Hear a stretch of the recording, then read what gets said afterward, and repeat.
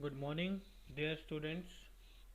Today we will discuss searching algorithms in data structure. There are two searching algorithms, linear search and binary search. Linear search is one of the simplest searching algorithm in data structure. Linear search element in a linear list. Now, what is linear list? Linear list is a list whose items are homogeneous and items of linear list are stored in sequential memory location. What is the meaning of sequential memory location? It means it stored in a proper sequence like 0, 1, 2. And what is the meaning of homogeneous? Homogeneous means collection of similar data types. Let us suppose if a list contain group of integer, then it is homogeneous. If a list contain group of strings, then it is also homogeneous. But if a list contain group of integer as well as string, then it is not homogeneous. Now, one of the biggest advantage of linear search is it is used for both sorted and unsorted list, and it is used for both one dimensional or multi-dimensional list. Okay, so linear list is used for both sorted and unsorted list, and it is also used for one dimensional and multi-dimensional list. Now what is the multi-dimensional list? A list having rows and columns is called multi-dimensional list. Matrix is an example of multi-dimensional list, okay, that you use in mathematics. The complexity of linear search is O(n). Okay, now how can we proceed in a linear search? We will see by example. This is our example where total number of items are 10 and the item that we are searching is 59. Now, how can we search? We will simply traverse a list, and while traversing we compare list item with the item that we are searching. If that item that item is equals to the list item, then item is found and we will break the loop immediately. And if the item is not equals to list of item, then we will increment the loop by 1. Okay, now quickly we will see that initially the loop will start from index 0, or in index 0 there is 5 and 5 is not equals to 59, then case 2 will be followed, and in case 2 we will incrementing the I by plus 1, then it will be now go in index 1. In index 1 you will see 5 is here, so 5 is again not equals to 59. Again we will increment the loop by 1 and it will move on index 2. In index 2 17, which is not equals to 59, and again we will increment the loop by 1 and it will be moved on index 3. Index 3 you will see 23, which is not equals to 59.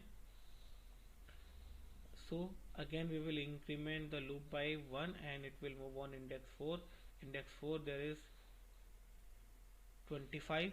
25 is not equal to 59 again, so we will increment the loop by 1 again and it will on index 5 now. In index 5 45 is there and 45 is not equals to 59. Again we will increment the loop by 1 and we will go on index 6. In index 6 in list of I there is 59 and the original item is 59. Here list of item is equals to item, so case 1 will be there, so we will print the message item found and we will break the loop immediately. Okay, so this is the proceeding of linear search. So you will see we find the element in 1 2 3 4 5 6 7 step. Okay, and this is the another example where we are searching 33 and you will see 33 is not present in a list. If item is not present in a list, then it will be compared by each element of the list. Total there are 10 elements, so it will be compared 10 times. So if item is not present in a list, then total of number of comparison required 10, and if item is present in a list, then total number of comparison required is the exact position of the item. The exact position of the item is 1 2 3 4 5 6 and 7. So how many comparison are required? 7. So this is the whole concept of linear search. Now coming to the program, now this will be the first statement that is will be executed, and here we are taking list from user, and this is the second statement where we are taking the item that we want to search, and this is the function call, and we know when a function call what happen, it will directly jump to the function definition, and here we pass the two parameters, so it will the two parameter are n and m, and it will be accepted by ar and item respectively. Okay, so inside that function you will see the for loop, and this for loop will be run till length of ar means 0 to 9 in our according to our example, and between 0 to 9 if there is any condition where a of I is double equals to item, then we will return the I. If this condition is not will not come, so we will return the -1. Okay, and we know when what happen when return come in a function, it will directly jump from the function definition and directly come to the function call, and it will return the value of either I or -1, and it will be stored in res. If res is equals to -1, what is the meaning of that? If the value of res is -1, it means that this statement is not executed. Okay, if this statement is not executed, then it's clearly mean that item not found. And if res having any value other than -1, means item is found, and here we are printing the of the index value of that particular item. Okay, so res will print the index value of that item where it is stored. Okay, now in binary search it is faster than linear search. It searches the item in minimum possible comparison. The complexity of binary search is much better than linear search, that is O log n. Now coming to the limitation, binary search only works for sorted list. If there is any unsorted list, then we will use linear search there. We cannot apply binary search for unsorted list. And the second limitation is it only works for one dimensional list. It is not compatible for multi-dimensional list. Okay, next point is it works on divide and conquer rule. Now what is divide and conquer rule? It means in every step we are dividing our list into segment. Okay, initially the whole list is a segment, so it will initially the whole list is segment 1. After step 1 we will divide the list into two segments, and we will find the element in any of that segment, and this process will be repeated until item is not found. Okay, now the last point is, to search an element in array, it is compared with middle element, and if the item is more than middle element, the later segment will becomes a new segment, and this process will be repeated until the item is not found. Now what does it mean? It means binary search is all about finding the mid value. In every step we will find the mid value, and according to that mid value we will do the further comparison. Okay, now coming to the example is same that we have used in linear search. Here n is 10, our item that we are searching is 59, but here we will not traverse the list, from 0 to 9. We will calculate the mid value by using that formula. Formula is start plus n double divide by 2. Double divide means floor division. Okay, so initially the start will be 0 because every list starts from 0, and initially the n will be 9. What is 9? 9th is length minus 1. Okay, now we will calculate the mid, and according to that mid there are 4 conditions, 4 cases. If a of mid a double equals to item, then we will print the message value found and we will break the loop. And if a of mid is less than item, then we will change the start value. Start value will be mid plus 1.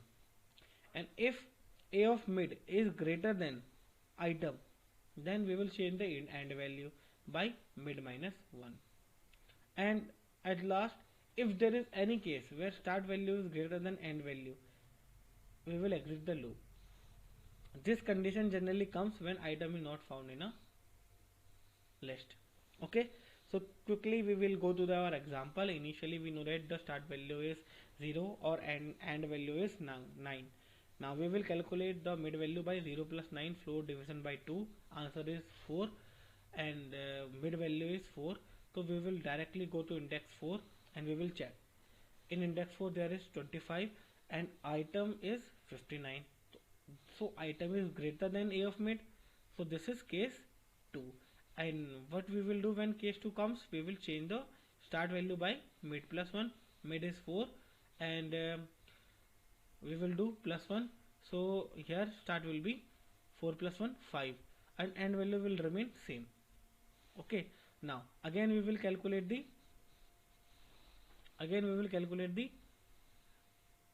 mid value by 5 plus 9 14 divided by floor division by 2, that is 7, and we will directly come to the index 7. Index 7 63 is there. Now 63 item is 59, so item is less than 63. So this is case 3, and what we will do when case 3 comes, we will change the end value by mid minus 1. Mid is 7 and 7 minus 1 6. We will change the end value by 6. Start will remain same 5. Now again we will calculate the mid value by 5 plus 6, floor division 2. Answer will be 5, and we will directly come to the index 5. In index 5 we will find the 45.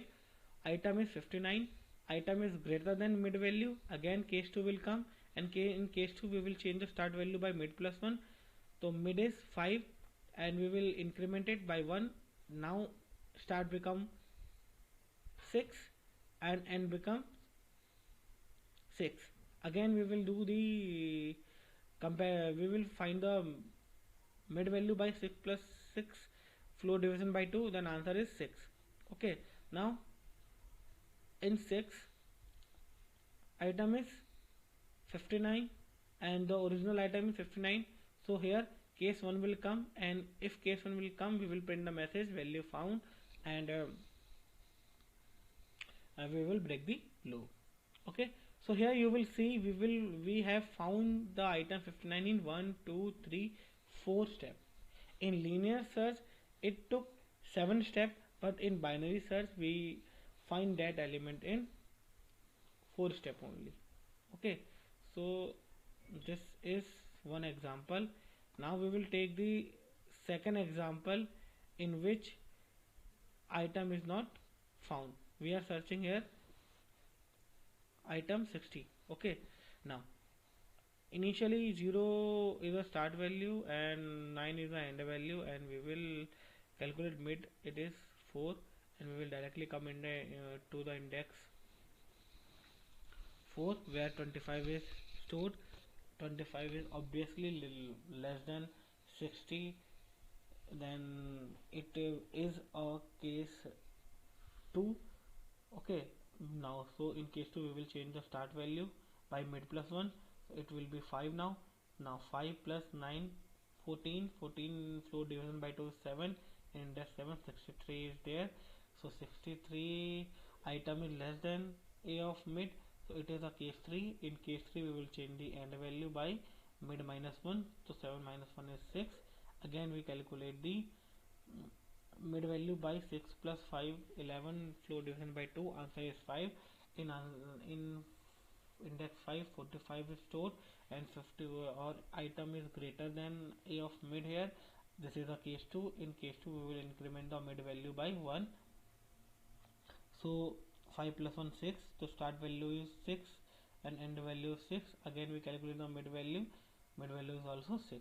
Okay, so in mid there is 59, and original item is 60. Okay, so again item is, so again this is a case 2 because item is greater than list of a of mid, sorry. So again in case 2 we will increment the start value by mid plus 1. 6 plus 1, 7.